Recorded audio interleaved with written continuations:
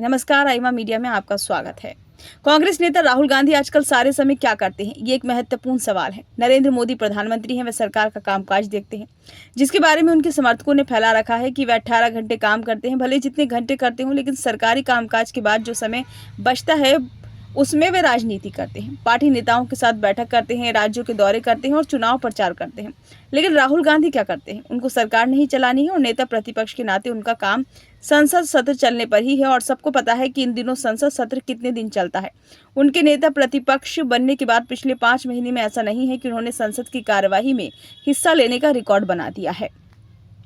लोकसभा में नेता प्रतिपक्ष के नाते एक जिम्मेदारी का काम लोक लेखा समिति यानी पीएससी के अध्यक्ष का होता है, लेकिन राहुल गांधी के पास उसके लिए भी समय नहीं है।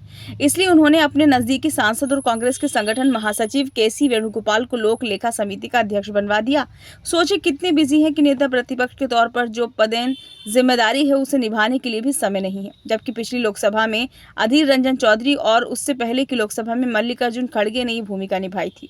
लोकसभा में नेता प्रतिपक्ष को सीबीआई निदेशक की नियुक्ति सहित कई अहम पदों की नियुक्ति वाली कमेटियों में जगह मिलती है। ये देखना होगा कि राहुल उसमें भी जाते हैं या उसके लिए वेणुगोपाल को मनोनीत कर देते हैं।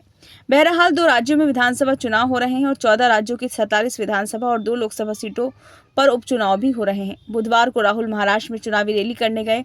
इससे पहले पिछले 15 दिन में उन्होंने 2 रैलियां की और वे भी केरल के वायनाड में, जहां उनकी बहन प्रियंका गांधी वाड्रा लोकसभा का उपचुनाव लड़ रही हैं।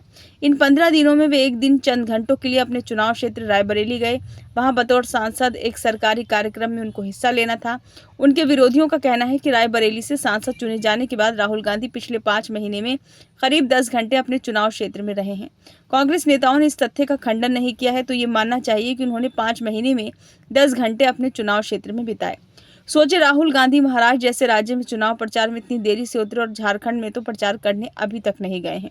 ये स्थिति तब है जब पिछले ही महीने हरियाणा में हारे हैं और जम्मू कश्मीर में बुरी तरह से हारे हैं। फिर भी कांग्रेस में जान फूंकने और कार्यकर्ताओं का मनोबल बढ़ाने के लिए सड़क पर उतरे। चुनावी सभा, रैलियां और रोड शो करने की बजाय पता नहीं वो क्या कर रहे हैं।